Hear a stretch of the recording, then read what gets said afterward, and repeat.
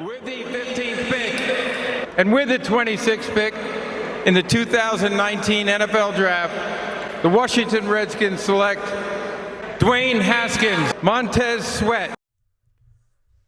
Welcome, all my fellow Redskin brethren and sistren. I am your man and resident Redskins fan, Luke. Thank you for joining me here on the Redskins Report. So, BD Vernon Davis retires, man. And honestly, we all saw the writing on the wall. We saw this coming a mile away after the concussion he sustained last season, cut his season short.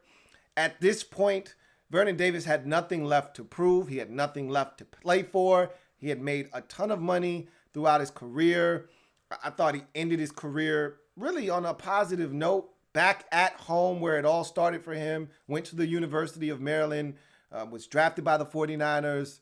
The career kind of came full circle, ends up here in Washington. And we really didn't know what we were going to get out of VD when he first signed here on a one-year deal. Played extremely well in his first season here with the Redskins, so much so that the Redskins brought him back on a 3-year deal.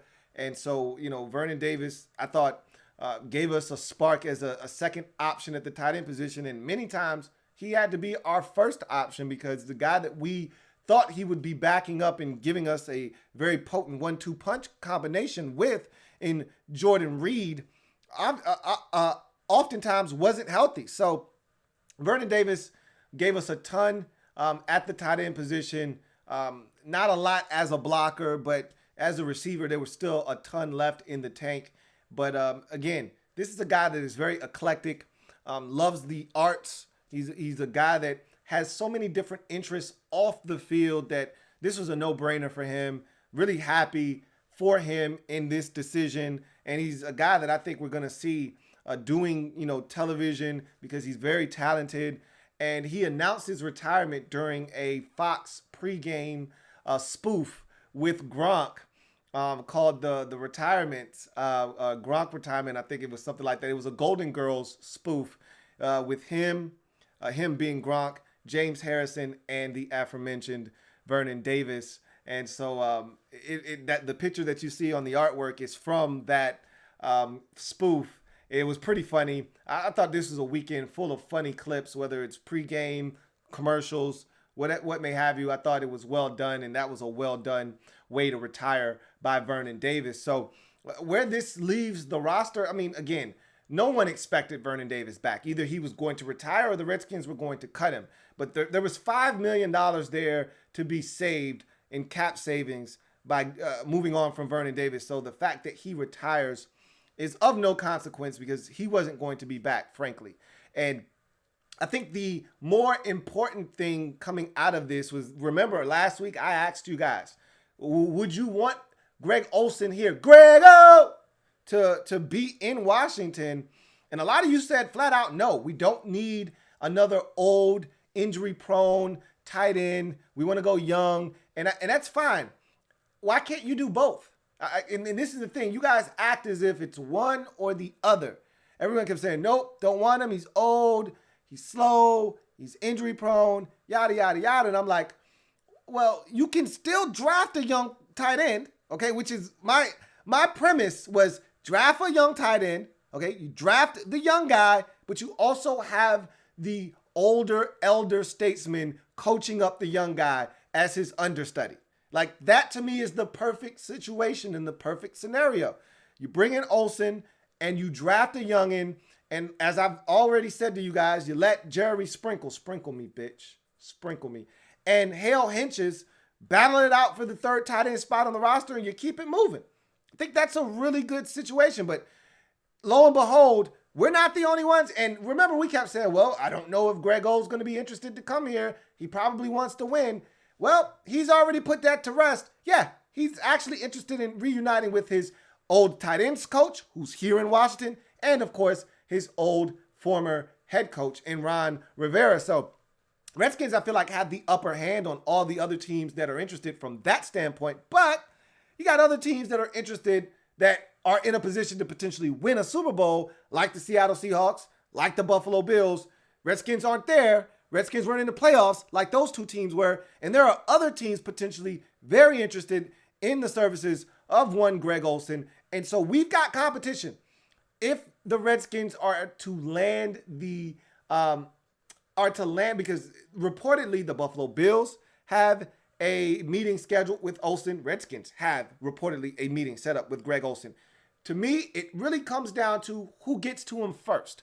If the Redskins have the meeting first, I'd like to think that they won't let him out of the building. If everything sounds good on his end, everything sounds good on our end. Daniel Snyder has always been one to lock up free agents. If they want a guy bad enough, they usually don't let him leave Redskins Park. So it'll be interesting to see where he goes first. If he goes to Buffalo, let's say, he's got Carolina Panther ties there with McDermott and all the other guys from the Carolina Panther staff that he brought with him when he went to Buffalo. So there's some familiarity there as well. He could end up in Buffalo very easily. So I could see a situation where, and you know why they want him in Buffalo? Because when you look at the Bills, they got Dawson Knox. He balled out last year, but you know what they're saying to themselves? How about we bring in Greg Olsen to mentor Dawson Knox and show him how to be a pro's pro? Like, they got the youngin', now they want the veteran to put him as his understudy and take him under his wing, which is what I'm advocating the Redskins do with Greg Olsen. Well, Ron Rivera said pretty candidly, look, our tight end position, unsettled. We don't have the guy on our roster right now, which makes me believe that Jordan Reed is either going to retire or the Redskins are just going to flat out move on from him. Either way, I don't anticipate Jordan Reed because, again, we have assumed this for quite some time. A lot of you wanted to move on from Jordan Reed last year. And the year before that, I didn't subscribe to that. I felt like if Jordan Reed was healthy, he gives us the best shot at the tight end position. Well, I'm at the point now where for his own safety, all right, I would like to see him just retire, not try to go somewhere else and play. I think the Redskins are ready to move on. And so it sounds like Ron Rivera knows something that we don't, whether that's we're going to move on from Jordan Reed, whether he retires or not, or Jordan Reed may have already informed the Redskins that he plans on retiring, a little bit later on once we get into the new league year. We'll see what happens. But at the end of the day, Ron Rivera made it abundantly clear that the Redskins don't have the answers right now on the roster as it stands at the tight end position, which means a guy like Greg Olsen is definitely in play. And I expect the Redskins to either be extremely active in free agency and or the draft. One thing's for sure, the Redskins are not going to add just one tight end. They're looking to add multiple tight ends this offseason. And we've talked about that. And I said, we don't need to just add one. We need to add at least two guys to this roster at the tight end position. And Ron Rivera sounds like he's poised to do exactly that. So Vernon Davis gone off of the Redskins roster. Jordan Reed seems like it's pretty much pending and imminent that he'll be gone off this roster. And so big change is coming. And I think Greg Olsen could easily end up as a Washington Redskins, much to the chagrin of a lot of you Redskins fans out there. I'm all for it. I know a lot of you are not. And I want to add this last thing in before we get out of here. Ron Rivera spoke on Redskins Nation. All right, so like I talked about on previous videos, and I've even mentioned it here, Ron Rivera was very busy. Ronnie Riv was getting it in on Super Bowl weekend and Super Bowl week, making his rounds, and he did Redskins Nation as one of his spots, and he talked to Larry Michael, and in talking to Larry Michael, he said something that I thought was pretty damn interesting involving left tackle Trent Williams. He said, we haven't gotten to talk to Trent quite yet to see where he stands. We need to find out where he is mentally, where he is physically, and we need to see, where he is in order to make the decision that we need to make moving forward for this team. But, I got to get him in here. We got to talk to him, which means he hasn't talked to Trent yet, which is surprising to me. I thought that would have been one of the first things that he did when he got this job. I'm not blown away by that. It's not like a major revelation. Oh my God, he didn't talk to Trent Williams yet. But I would have thought that conversation would have already happened. He would have already touched bases with Trent Williams already. I mean, if you're really serious about making this guy feel wanted, I would have thought one of the first phone calls Rivera would have made after he got this Redskins job and all the dust settled, smoke cleared, and all of the or the post hiring interviews took place, the introductory press conference, and all of the local media spots that he had to do. After all of that kind of settled down, I thought the first phone call would have been to Trent Williams, him or his agent. Let's do dinner. Let's find a way to link up so we can sit down and figure out what's best for all parties involved. If you don't want to be here, cool. We'll find a way to get you out of here. If you do want to be here, what's it going to take to get you back into burgundy and gold? Obviously, you want guaranteed money. So let's sit down and figure out what it's going to take. Are you looking for a 2-year deal, a 3-year deal? Do you just want us to guarantee you the $15 million on this last year remaining on your deal? Like, what are you looking for so we can kind of see where it fits in our grand scheme? So I would have thought that conversation would have already taken place. Obviously, it has not, but that's fine. There's plenty of time for that to actually happen. But this was the thing that struck me as very poignant at the very end of that interview with Larry Michael on Redskins Nation. He said, Trent's still our guy. He's our guy. And so we're going to sit down and talk to Trent. I like the sound of that. And I know there are people out there that think that Trent shouldn't be back and the Redskins shouldn't pay Trent Williams.